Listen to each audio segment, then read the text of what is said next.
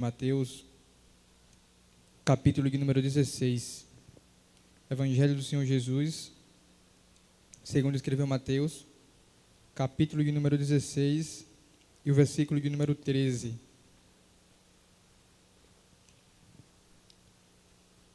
Mateus 16, 13. Enquanto vocês procuram, gostaria de louvar a Deus pela vida do nosso pastor Nobre Tavares, e toda a sua família que está à frente desse evento. Louvar a Deus pela vida também do dirigente desta manhã e toda a equipe do programa Louvor e Palavra. O texto diz o seguinte: chegando Jesus à região de Cesareia de Filipe, perguntou aos seus discípulos: quem dizem os homens ser o Filho do Homem? Responderam-lhes uns dizem que o Senhor é João Batista, outros que é Elias, e outros Jeremias ou um dos profetas. Então ele perguntou: e vós, quem dizem que eu sou? Simão Pedro respondeu: tu és o Cristo, o Filho do Deus vivo. Amados, no texto que nós acabamos de ler nessa manhã, Jesus ele estava caminhando com seus apóstolos pela região da Cesareia de Filipe. E é um texto muito conhecido de todos vocês, porque de repente, durante a caminhada, Jesus ele olha para os seus apóstolos ou discípulos e faz duas perguntas. A primeira pergunta que Jesus faz, ele diz assim: quem os homens dizem que eu sou? Ou quem os homens afirmam que eu sou? E o texto nos mostra que de forma rápida, os apóstolos olham para Jesus e respondem: uns dizem que o Senhor é Elias, outros falam que o Senhor é João Batista, outros dizem que o Senhor é algum dos profetas. Perceba que é uma pergunta muito simples, a primeira pergunta que Jesus faz, ao ponto que os apóstolos respondem de forma rápida e direta. Mas então Jesus olha para os apóstolos, quero eu, nos olhos deles, no fundo de sua alma, e faz a segunda pergunta. E a pergunta é: e vocês? Quem vocês dizem que eu sou? E o texto dá a entender, irmão, que quando Jesus lança essa pergunta, um total silêncio toma conta do ambiente.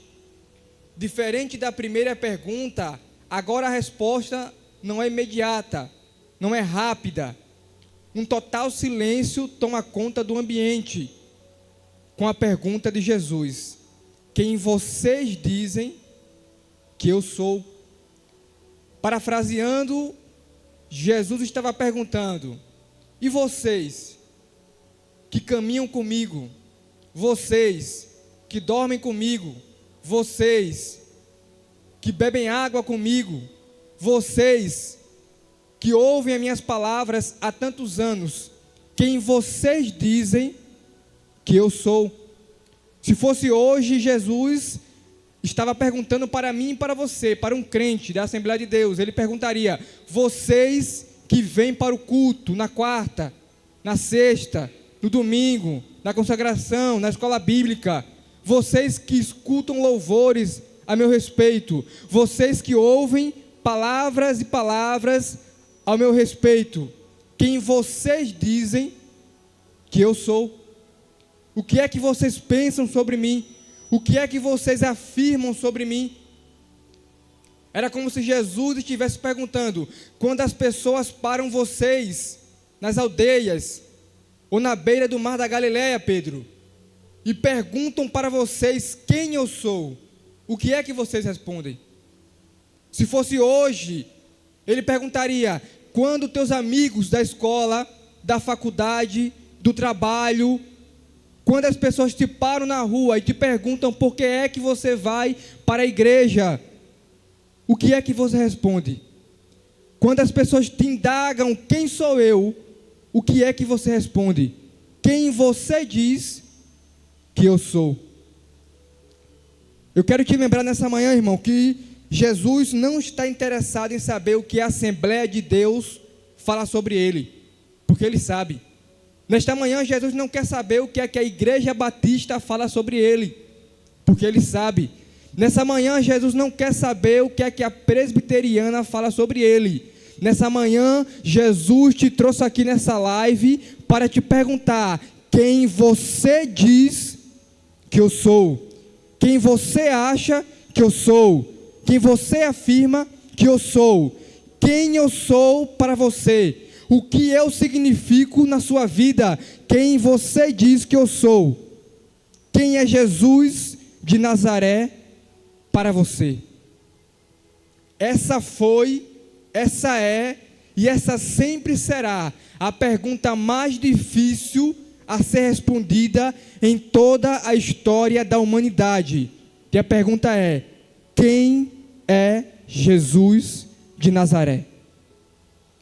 E essa é uma pergunta muito importante a ser respondida, porque não sei se você sabe, irmão, mas todo mundo hoje em dia tem uma opinião acerca de Jesus. Todo mundo hoje em dia fala alguma coisa acerca de Jesus. Para os ateus, ele não é nada. Para os muçulmanos, ele é apenas um grande profeta. Para os espíritas, ele foi apenas um espírito de luz. Para os budistas, ele foi apenas um grande homem. Para os filósofos, ele foi apenas um grande sábio, um grande professor. Mas se nós perguntássemos a uma mulher na aldeia de Samaria, com um cântaro na mão, se perguntássemos a ela quem é Jesus, ela responderia: para vocês eu não sei, mas para mim ele é aquele que tem a água da vida eterna.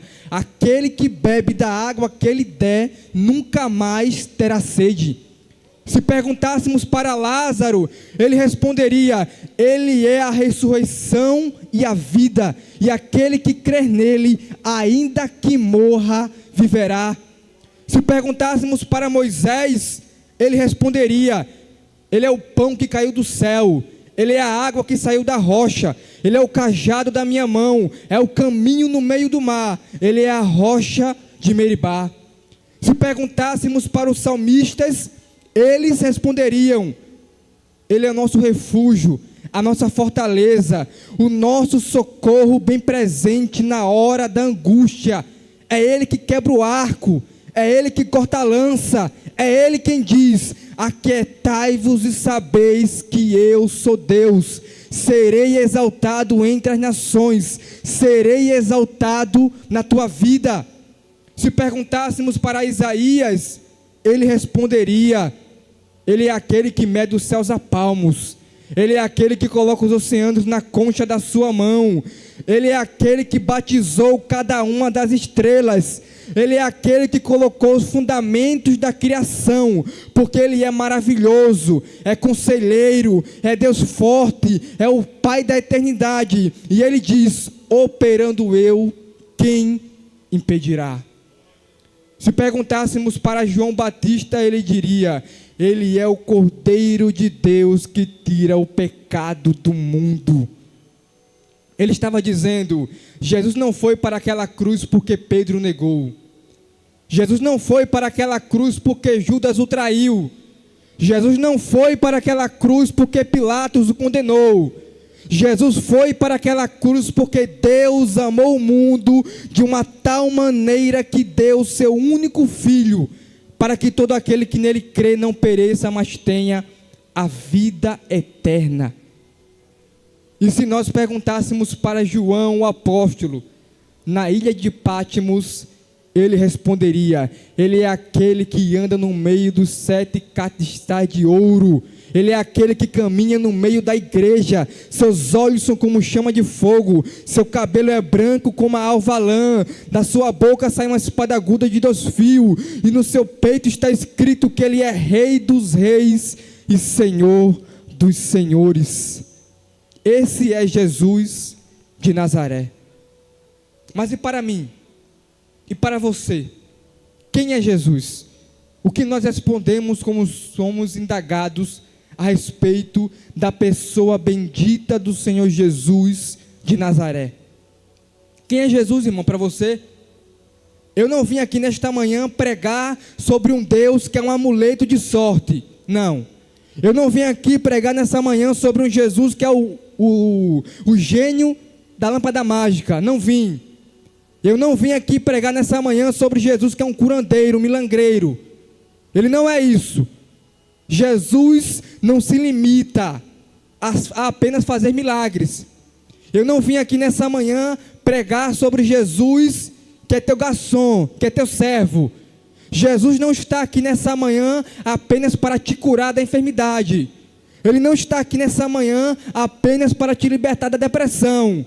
Ele não está aqui nessa manhã apenas para abrir a porta de emprego. Não. Ele está aqui nessa manhã para te curar da enfermidade e para preencher toda a tua vida com a sua glória. Ele não está aqui nessa manhã apenas para abrir a porta de emprego. Ele quer abrir a porta de emprego na tua vida, Ele quer. Mas Ele também quer ser o Senhor e o Salvador de toda a tua vida. Ele veio aqui nessa manhã para preencher cada átomo, cada célula do teu corpo com a sua glória.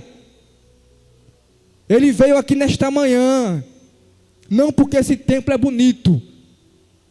Ele não está aqui nessa live por causa do YouTube, que é um canal grande. Não, porque Jesus não disse: aonde estiver um templo bonito, ali eu estarei.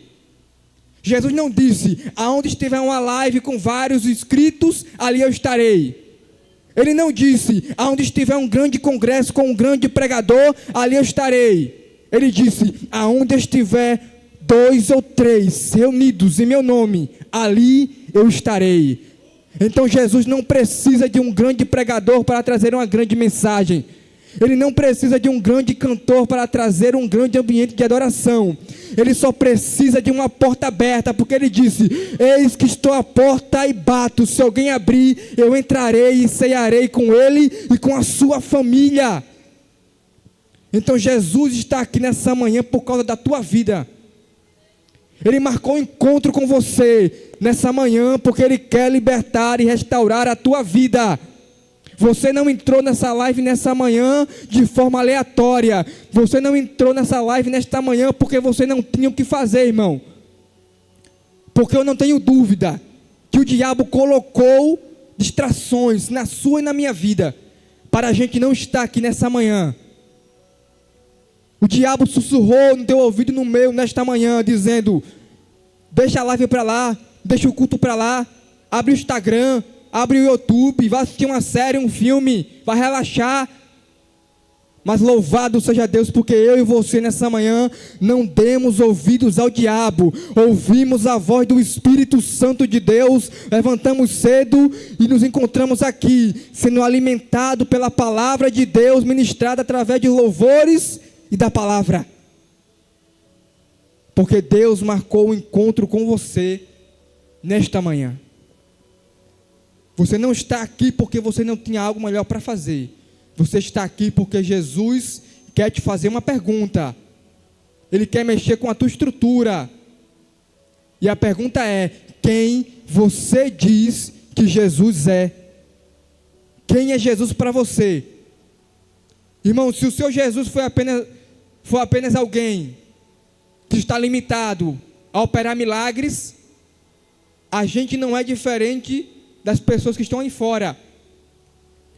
Porque a pessoa pode ser o maior ateu do mundo, mas até o maior ateu do mundo, na hora da morte ele grita: meu Deus, tem misericórdia. Porque o homem tem dentro de si essa crença que há uma divindade acima dele que pode salvá-lo. As pessoas que estão aí fora, irmão, também querem milagres. As que estão aí fora também olham para Jesus como se ele fosse um gênio da lâmpada mágica, um servo, um garçom. Mas nesta manhã Jesus está aqui para mudar a tua vida. Nesta manhã Ele está aqui para te ensinar, para te revelar quem Ele é de verdade. Ele é o Senhor e o Salvador de toda a criação. Ele é o pão vivo que desceu do céu para matar a fome de toda a humanidade. Eu me lembro agora, irmão, de quando o Senhor enviou Moisés para libertar o povo do Egito.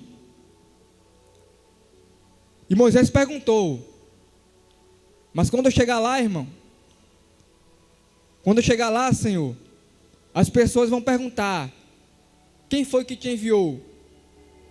E Moisés olhou para Deus e perguntou: o que é que eu digo? Quando eles perguntarem quem é o Senhor, o que é que eu digo para eles? Qual é o teu nome? O que eu respondo? E o Senhor disse para Moisés: diga a eles que eu sou o que sou. Em outras palavras, ele estava dizendo: diga a eles, diga para o meu povo, Moisés, que eu sou aquilo que eles precisarem que eu seja. Se eles ouvirem a minha voz, se eles obedecerem os meus mandamentos, eu sou o que sou. Eu serei aquilo que eles precisarem que eu seja. Se eles estiverem com fome, eu sou o pão. Se estiverem com sede, eu sou a água. Se estiverem caídos, sou eu quem levanto. Se estiverem quebrados, sou aquele que restaura. Se estiverem cansados, eu sou a força. Se estiverem perdidos, eu sou aquele que liberta. Se estiverem vazios, eu sou aquele que preenche. Eu sou o que sou, e ainda que eles morram, eu sou a ressurreição e a vida, porque aqueles que creem em mim, quando eu voltar, ressuscitarão para a vida eterna. Eu sou o que sou. Ele disse, Isaías capítulo 1, versículo 19: se vocês ouvirem a minha voz e cumprirem os meus mandamentos, vocês comerão o melhor dessa terra. Efésios capítulo 3, versículo 20, ele disse: eu sou poderoso para fazer abundantemente mais do que tudo aquilo que vocês pensam, que vocês imaginam. Isaías capítulo 50, versículo 10, ele disse: assim como os céus são mais altos do que a terra, os meus pensamentos são mais altos do que os seus. Esse é Jesus Cristo de Nazaré. Mas aí, caminhando para a conclusão, nós perguntamos para várias pessoas aqui na mensagem quem é Jesus. Perguntamos para Moisés, para os profetas, para os apóstolos. Falei o que os ateus, os muçulmanos, os espíritas acham de Jesus. Mas e se nós perguntássemos para o próprio Jesus? Se eu e você tivesse a oportunidade de encontrar Jesus e perguntasse: e o Senhor Jesus? Quem é que o Senhor diz que é? Como é que o Senhor se define? Quem o Senhor diz que é Jesus? Ele responderia a sua palavra. Em João capítulo 10 ele diz: eu sou o bom pastor.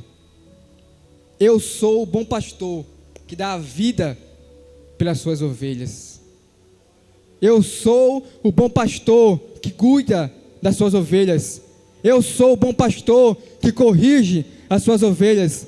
Eu sou o bom pastor que ama as suas ovelhas. Eu sou o bom pastor que direciona as suas ovelhas. Ele responderia: eu sou o bom pastor. Deixa eu te dar um exemplo para você entender como Jesus é um bom pastor. Irmão, no Oriente Médio, em Israel em específico, não tem água em abundância como aqui no Brasil. Então, basicamente, qual é o trabalho do pastor? O pastor de ovelhas, ele tinha que levar os rebanhos aonde a água aparecia. Porque no Oriente Médio é assim: aparece uma poça de água aqui, ela começa a jorrar por alguns dias, depois ela desaparece e reaparece em outro lugar, cerca de 3, 4 quilômetros, de acordo com o lençol freático da região. Então o trabalho do pastor basicamente era pegar o rebanho e sair levando aonde a água aparecesse. Era um trabalho árduo, porque ele estava em uma poça. Quando ela desaparecia, que aparecia a 3, 4 quilômetros, Ele saía caminhando com as ovelhas no deserto, até encontrar o local novo, onde a água estava. E era um trabalho difícil, porque nesse caminho, tinha algumas ovelhas que fugiam, eram rebeldes, desobedientes. E quando uma ovelha foge do pastor, irmão, a chance dela morrer é muito grande, porque ela poderia cair em cavernas, em abismo, poderia ser devorada por leões, por lobos, picada por serpentes. Então, quando a ovelha começava a fugir demais, o pastor tinha duas alternativas. A primeira, ele podia pegar a ovelha e entregar para o matadouro e ganhar o dinheiro pela carne dela. A segunda opção que o pastor tinha era pegar a sua vara, o seu cajado, e quebrar a pata da ovelha, para que ela não fugisse, porque com a pata quebrada, ela não podia fugir. Geralmente o pastor escolhia a segunda opção. Ele quebrava a pata da ovelha. E quando as pessoas viam isso, elas falavam o seguinte: que homem mau, homem malvado, como é que ele tem coragem de quebrar a pata de um animal indefeso como a ovelha, que não faz nada? E a história diz que o homem, chorando, pegava as talas e enfaixava a pata da ovelha. E em lágrimas ele dizia: eu prefiro machucá-la do que perdê-la. Eu prefiro feri-la do que ver ela sendo devorada por um leão. Eu prefiro corrigi-la do que ver ela se perdendo num abismo. E o interessante é, a ovelha estava com a pata quebrada. Quando chegava a hora de caminhar até o próximo lugar onde a poça estava, com a pata quebrada ela não podia caminhar. Então o que é que o pastor fazia? Descartava? Abandonava? Deixava para trás? Não. A história diz que ele pegava a ovelha no colo e levava, dizendo: nem que eu tenha que te levar no meu colo, eu não te deixo para trás. Nem que eu tenha que te levar no meu colo, eu não vou te abandonar aqui. Nem que eu tenha que te levar no meu colo, eu não vou te jogar fora. Júnior, não entendi. Da mesma forma é na minha e na sua vida. Quem sabe você chegou aqui nesta manhã quebrantado. Quem sabe você chegou aqui nesta manhã com uma crise na tua casa, na tua família. Quem sabe você chegou aqui nesta manhã quebrado e você não sabe por quê. Mas Jesus te trouxe aqui nessa manhã para te dizer: vai ter momentos na tua vida que eu vou ter que te ferir. Vai ter momentos na tua vida que eu vou ter que quebrar a tua pata. Vai ter momentos na tua vida que eu vou ter que te corrigir. Mas não se preocupa, porque eu te firo, mas eu não te jogo fora. Você estará quebrado, mas não estará abandonado. Você estará ferido, mas não estará descartado. Porque nem que eu tenha que te levar no meu colo, eu não vou te deixar para trás. Eu vim aqui nesta manhã para te lembrar que você está ferido, mas está no colo do Senhor Jesus Cristo de Nazaré. A tua família pode estar quebrada, mas está no colo do Senhor Jesus Cristo de Nazaré. A tua vida está no colo de Jesus de Nazaré. Ele não te jogou fora, Ele não te descartou, Ele não te abandonou. Ele está te corrigindo porque Ele não te quer ver no lago de fogo e enxofre. Ele não quer ver o diabo destruir a tua vida. Ele não quer ver o diabo destruir a tua família. Ele prefere te ferir do que ver o diabo acabar com a tua casa. Tem momentos que ele prefere te ferir, irmão. Tem momentos que ele prefere te ver chorar. Não porque ele é masoquista, mas porque ele sabe que se não fizer isso, o diabo acabará com a tua vida. Porque ele é o bom pastor que cuida das suas ovelhas. Então você pode estar quebrado, mas está sendo cuidado pelo bom pastor. Jesus é o bom pastor. Ele diz, em João capítulo 6, eu sou o pão da vida, e aquele que comer deste pão, nunca mais terá fome. Ele não é apenas o bom pastor, ele é o pão da vida, palavra de Jesus. O que é que ele está dizendo? Ele está dizendo o seguinte: olha, nada aqui nessa terra consegue matar a tua fome. Só eu. Nada aqui na terra vai conseguir saciar a tua sede. Só eu. Você pode tentar de várias maneiras. Você pode tentar com o sexo, você pode tentar com a fama, você pode tentar com o dinheiro, você pode tentar com a família, com o casamento, você pode tentar com qualquer coisa.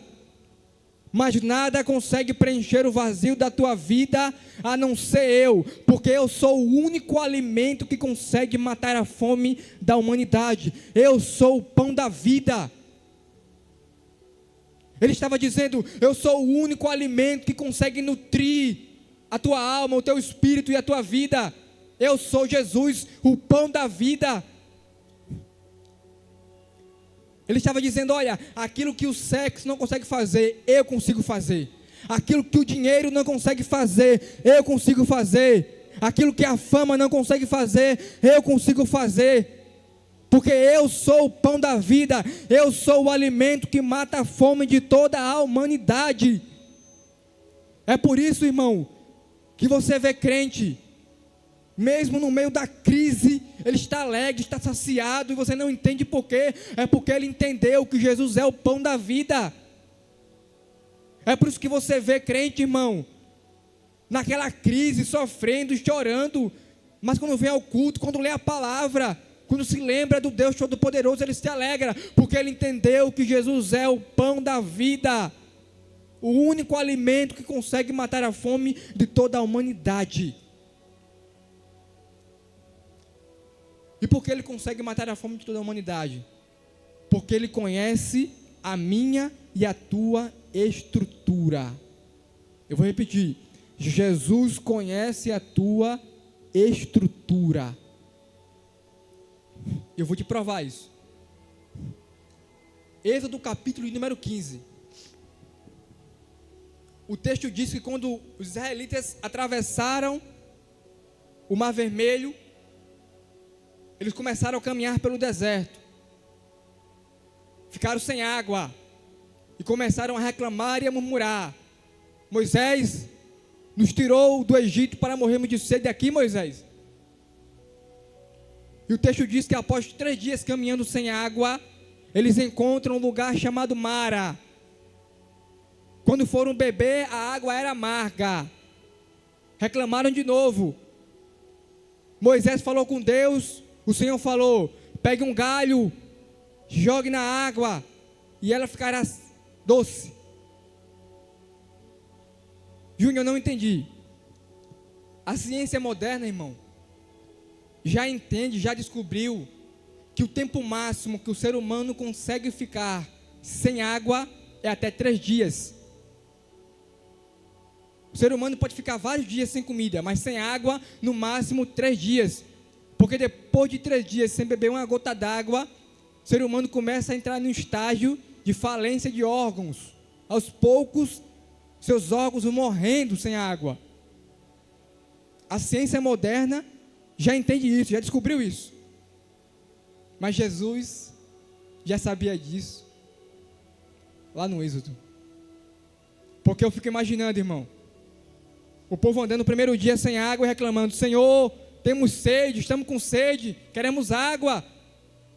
E Deus não falou nada. No segundo dia, o povo reclamando, Senhor, temos sede, queremos água. E Deus, calado, não fez nada.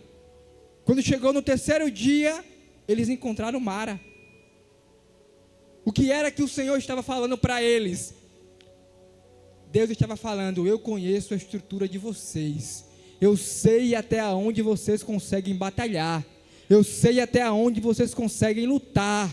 O povo reclamando no primeiro dia e Deus dizendo, continuem caminhando. Eu sei até onde vocês conseguem caminhar. O povo reclamando no segundo dia e o Senhor dizendo, continue batalhando. Para de reclamar, continua caminhando. Para de murmurar, continua caminhando. Porque eu sei até onde vocês conseguem aguentar. Quando chegou no 3º dia, que o Senhor sabia que era o tempo máximo, Ele fez o povo encontrar Mara. E a água era amarga, mas através do madeiro, olha, O madeiro representa a cruz do Calvário. Através da cruz do Calvário, através do sacrifício de Jesus, Deus transformou aquilo que era amargo em doce. Júnior, eu não entendi. Eu não sei como foi que você chegou aqui nessa manhã, mas o pão da vida conhece a tua estrutura, e Ele está dizendo: eu sei até onde você consegue batalhar, eu sei até onde você consegue caminhar.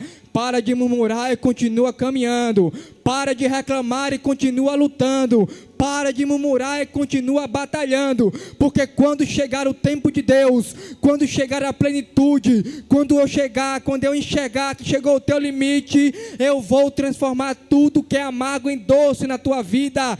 Quando chegar o tempo hábil, quando eu ver que você chegou no seu limite, eu vou transformar tudo aquilo que é amargo em doce na tua vida. Eu vou transformar lágrimas em sorrisos. Eu vou transformar portas fechadas em portas abertas. Eu vou levantar quem está caído. Eu vou restaurar quem está quebrado. Vou fortalecer quem está cansado. Porque eu conheço a tua estrutura. Continua batalhando e continua caminhando, porque eu sou o pão da vida. Estou terminando, irmão. Estou terminando. E aí, irmão, para terminarmos, para finalizarmos, Jesus ele diz, em João capítulo 11, não vou falar sobre todos os eu sou de Jesus, porque seria uma mensagem muito grande. E ainda temos uma segunda mensagem para ouvir. Ele diz em João 11, eu sou a ressurreição e a vida, e aquele que crê em mim, ainda que morra, viverá. Jesus é a ressurreição e a vida. Mas é muito bonito a gente ouvir isso, é muito lindo a gente ouvir isso. Ruim ou difícil é a gente enfrentar, viver a palavra na pele.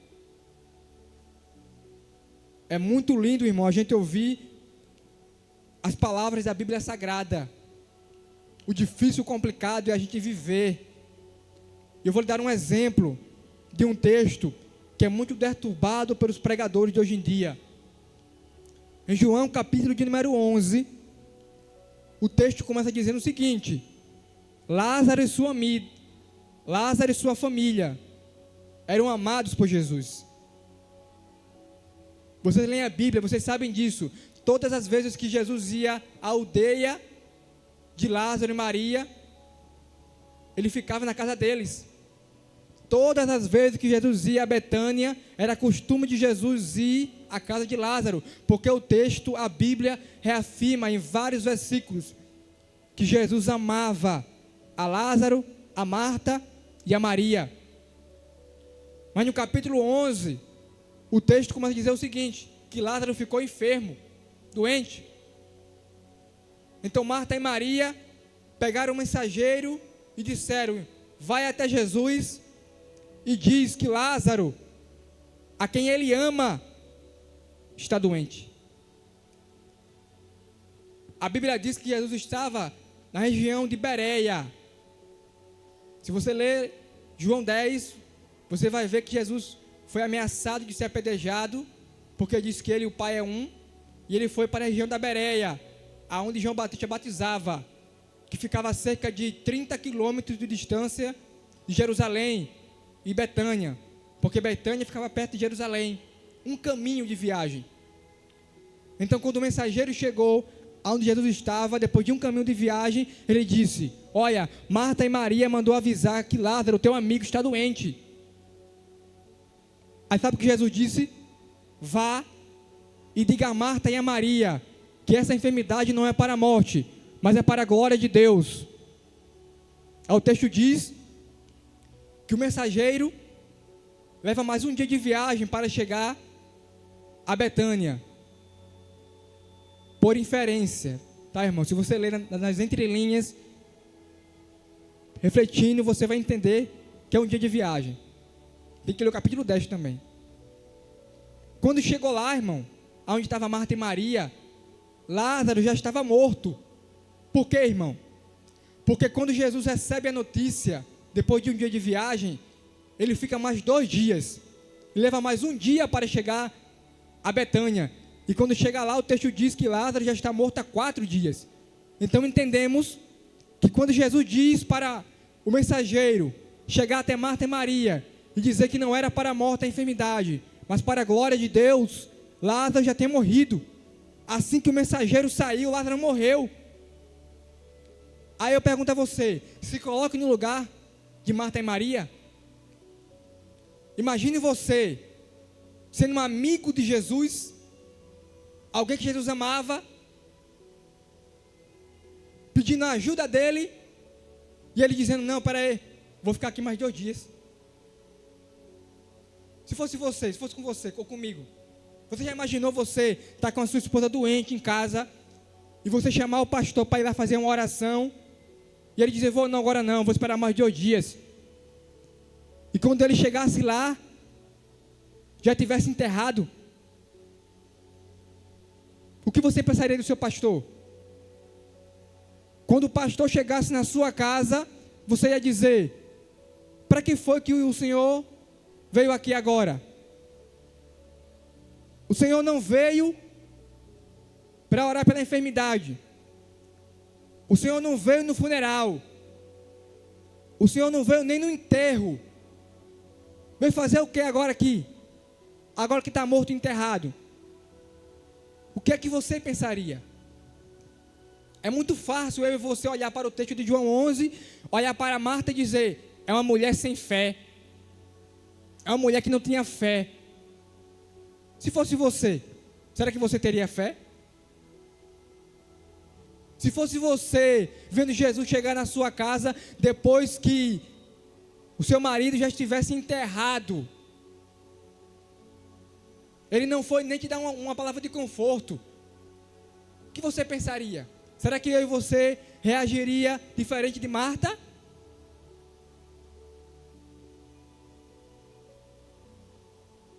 Porque na cultura judaica, irmão, quando a pessoa vem receber alguém na porta da aldeia, é uma mensagem dizendo o seguinte, você não é mais necessário.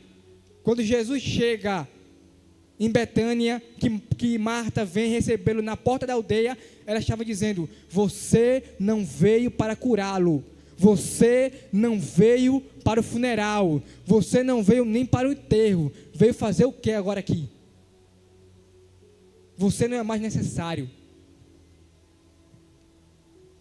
Aí Jesus olha para Marta e diz, Marta, mas se tu creres, tu verás a glória de Deus, porque eu sou a ressurreição e a vida. Marta olha para Jesus, escuta isso e diz o seguinte, eu sei que no dia da ressurreição do juízo final, no dia do juízo final, todos os mortos ressuscitarão. Nesse dia, Lázaro também ressuscitará. Ela estava dizendo, eu não quero ver Lázaro ressuscitar lá no juízo final. Eu queria era agora. Eu queria um milagre agora. Eu não queria um milagre quando o Senhor subir e voltar. Eu quero agora. Ela estava dizendo, Jesus, na casa de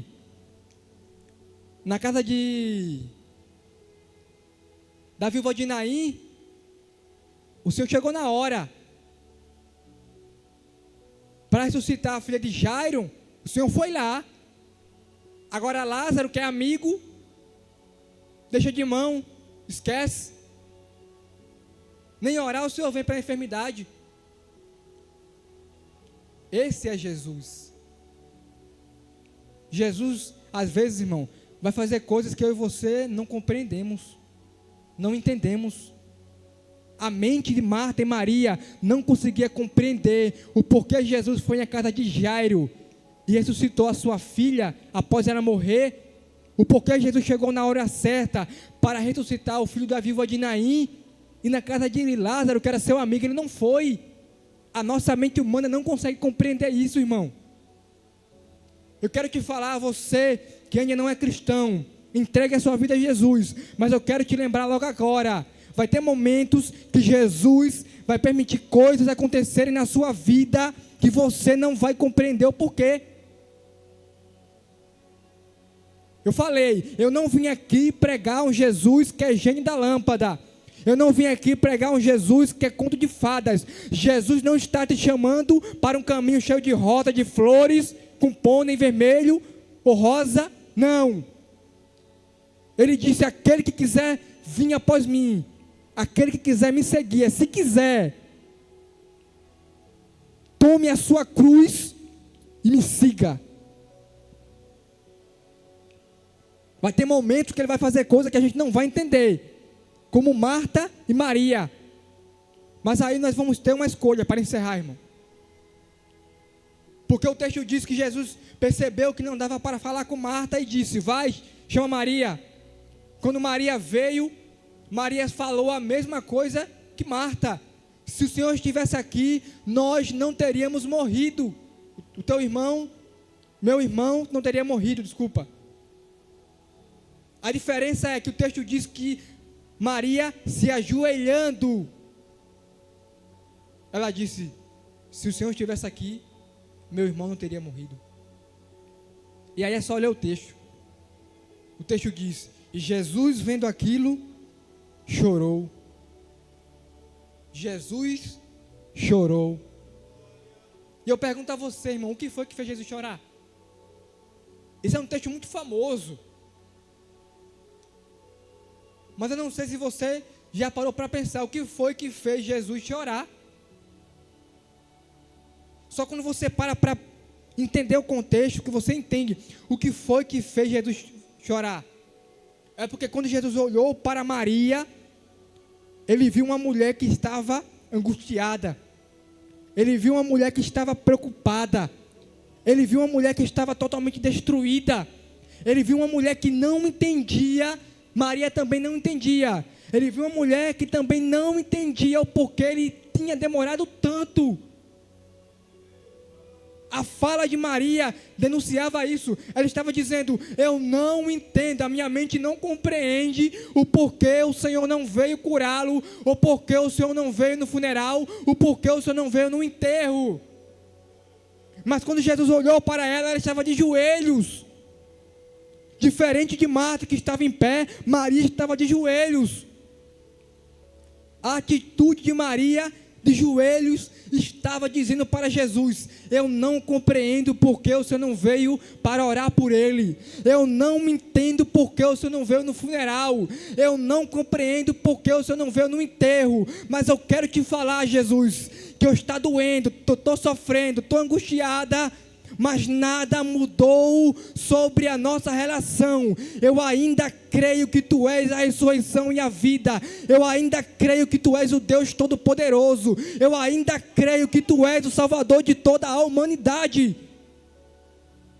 Maria estava dizendo: eu estou com a dor no meu peito e eu não consigo entender o porquê o Senhor permitiu, mas eu ainda creio que o Senhor tem poder para mudar a situação. Jesus chorou porque ele olhou para Maria e viu a verdadeira fé. Ele olhou e viu: ela não compreende porque eu não veio, mas ela entende que eu sou o Deus Todo-Poderoso. Maria alcançou um nível de fé, irmão, que muita gente não alcança. Maria não deixou que a sua dor, que a sua crise, que a sua tribulação tirasse da sua alma, do seu coração, do seu espírito a definição, a certeza de quem é Jesus. E eu pergunto para encerrarmos: quando Jesus permitir que a crise chegue na minha e na tua casa, quem será você? Você vai ser Marta ou você vai ser Maria? Quando a enfermidade bater na minha porta, quem serei eu? Eu vou ser Marta ou eu vou ser Maria? Quando a enfermidade bater na porta da tua casa, quem vai ser você, Marta ou Maria? Você vai murmurar, vai reclamar? Ou você vai dizer para ele: eu não compreendo, mas eu creio que Tu és o Senhor de toda a criação. Eu creio que Tu és o Rei dos Reis. Eu creio que Tu és o Deus Todo-Poderoso. Eu creio que o Senhor pode mudar a minha vida com apenas uma palavra. Para encerrar, né, irmão? Para encerrar. Quero te lembrar nessa manhã que Jesus não precisa de muita coisa para mudar a tua vida. Jesus não precisa de muita coisa para mudar a tua história. Não precisa. O médico precisa de todo o aparato de equipamento para fazer uma boa cirurgia. O advogado precisa de todo o embasamento legal para ganhar uma causa na justiça. Mas Jesus disse: com apenas uma palavra o teu servo sarará. Jesus disse que com apenas uma palavra Ele pode mudar a vida de toda a humanidade. Quando Bartimeu gritou: Jesus, filho de Davi, tem misericórdia de mim. Jesus só precisou que ele gritasse, que ele clamasse. Jesus só precisa de uma palavra para mudar toda a tua vida nessa manhã. Então entregue a sua vida a Jesus. Entenda quem Ele é. Ele é a pessoa mais importante da tua vida. Ele é o Deus Todo-Poderoso. Ele não é apenas um milagreiro. Ele não é apenas um curador. Ele é o bom pastor. Ele é o pão vivo que desceu do céu. Ele é a ressurreição e a vida. Ele é aquele que mede os céus a palmos e coloca os oceanos na concha da sua mão. E a pergunta fica para você. Quero que você medite nessa palavra na sua casa aí. Quem é Jesus para você?